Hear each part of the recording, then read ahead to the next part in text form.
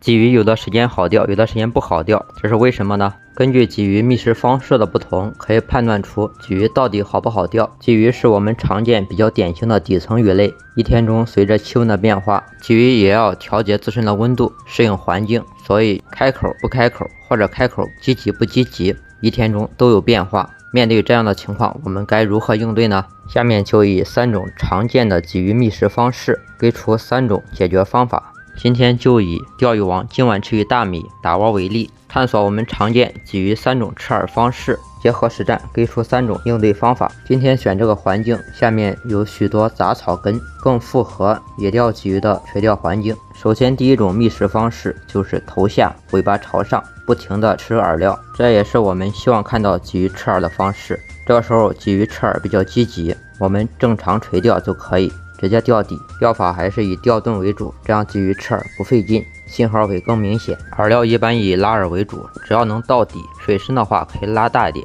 快速的穿透小鱼层，基本上下底都会有口。哇，漂亮，有劲儿，有劲儿！哎呀，搁草里面呢，这鱼太聪明了。来吧，哇，还可以啊。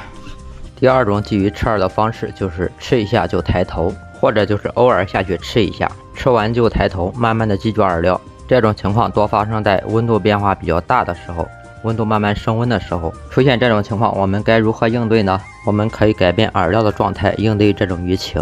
拉饵的话，尽量拉小一点，增加入口性，因为鲫鱼吃饵也就吃1下2下，机会不多。如果饵团过大的话，增加鲫鱼吃饵的阻力，有可能就是浮漂有轻微的信号，但就是不上鱼，没有完全入口。这个时候我们可以采用1钩饵料1钩重饵，增加入口性。